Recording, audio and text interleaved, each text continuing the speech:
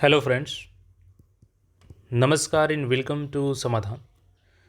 साथियों, उम्मीद है कि आप सब अच्छे होंगे और साथ ही साथ आपकी स्टडी भी अच्छे से चल रही होगी।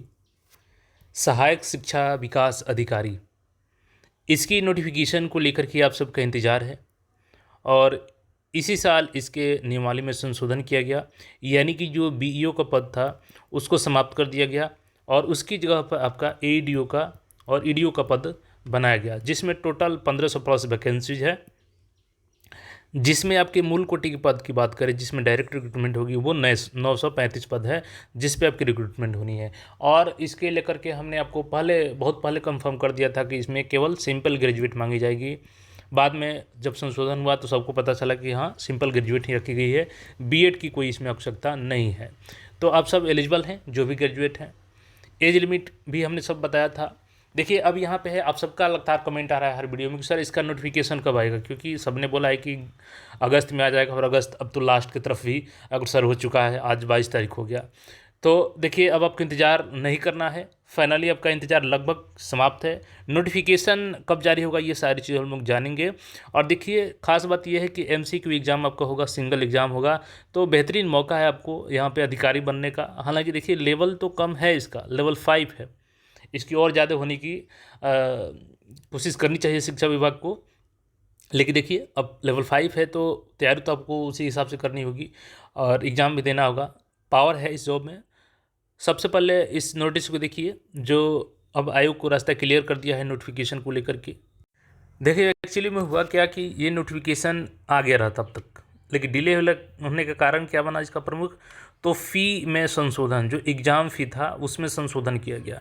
और जैसा कि 15 अगस्त को माननीय मुख्यमंत्री नीतीश कुमार जी ने ये घोषणा किया कि जो भी सरकार के आयोग भर्तियाँ करती है उसमें जो फ़ी 700, 800, 2000 तक अभी तक फ़ी लग रहे थे, अब उसको कम कर दिया जाएगा और उसको 100 रुपये ही लिया जाएगा। तो अब चूंकि वो मौखिक बोले थे, इसमें आपका संशोधन किया जाना था। हमने आपको बताया भी था कि 18 को जो फॉर्म भराने वाला था CGL-4 का, तो लेटर आयोग की तरफ जारी हुआ कि फिलहाल स्थगित किया जाता है। लेकिन उसी दिन हमने आपको अपडेट कर दिया कि 19 को ही कैबिनेट में इसकी स्वीकृति मिल जाएगी। उसके बाद सामान्य प्रशासन विभाग लेटर जारी करेगा और उसके बाद उसको गैजेट में प्रकाशित भी किया जाएगा। तो देखिए, गैजेट में प्रकाशित तो अभी नहीं हुआ है, लेकिन सामान्य प्रशासन विभाग ने लेटर जारी कर दिया है और कहीं ना कहीं ये रास्ता अब ओपन हो चुका है नोटिफिकेशन का।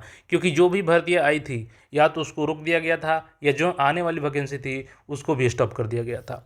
अब यहाँ पे देखिएगा जो लेटर है, विषय में राज्य सरकार के अधीन सरकारी नौकरी हेतु सभी परीक्षाओं, बिहार लोक सेवा आयोग, बिहार कर्मचारी चयन आयोग, बिहार तकनीकी सेवा आयोग, बिहार पुलिस अवर सेवा आयोग, केंद्रीय सिपाही चयन परिषद बिहार आदि आदि, मतलब कि और कोई एजेंसी अगर छूट रही है तो वो भी सम्मिलित हो जाएगी, के लिए आवेदन शुल्क में कमी या छूट की स्वीकृति। तो देखिए, इसी कारण से आपका एईडीओ का नोटिफिकेशन भी लटका हुआ है, क्योंकि ये नोटिफिकेशन ऑलरेडी तैयार था, बस रिलीज हो गया रहा था, लेकिन अनाउंसमेंट के बाद इस पर थोड़ा सा स्टे लग गया, जैसे कि CGL-4 का फॉर्म आने के बाद भी लग गया, तो ये तो आया ही नहीं था। तो अब चूंकि फॉर्म में संशोधन करना पड़ेगा सबको, BSSC ने ऑलरेडी अपने फॉर्म में CGL-4 में संशोधन कर लिया है, उसका नोटिफिकेशन जो है दोबारा ओपन हो जाएगा। उम्मीद है कि कल तक हो जाना चाहिए, नहीं हुआ तो सोमवार तक हो ही जाएगा। अब एडीओ की बात करें तो देखिए, राज्य सरकार के सबसे पहले इस नोटिस को समझिएगा।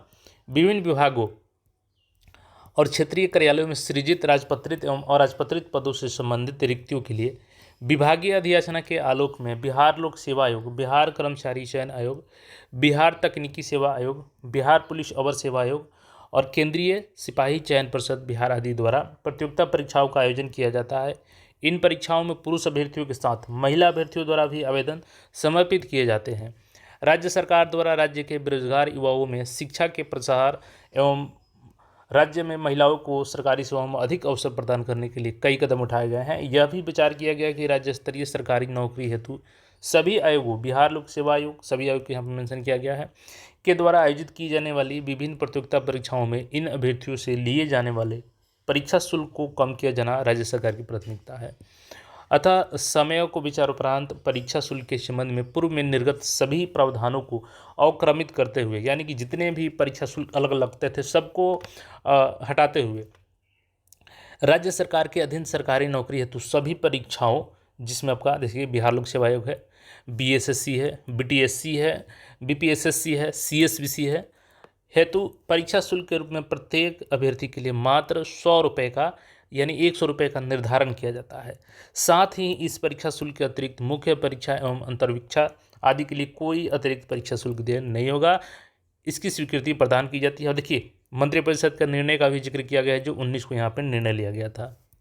और लास्ट में क्या पॉइंट है, यह आदेश दिया जाता है कि सर्वसाधारण जानकारी के लिए इसे राजकीय गजट के असाधारण अंग में प्रकाशित किया जाए तथा इसकी प्रति सभी संबंधितों को भेज दी जाए। तो सभी को लेटर ऑलरेडी भेजा जा चुका है और गैजेट भी जल्दी प्रकाशित कर दिया जाएगा। तो देखिए, नोटिफिकेशन की बात करें एडीओ की, तब आपको इंतजार नहीं करना है। नेक्स्ट वीक में आपको इसका नोटिफिकेशन एडीओ का 935 पदों पर दिख जाएगा और नेक्स्ट वीक से ही आपका आवेदन भी शुरू हो जाएगा इस पदों के लिए।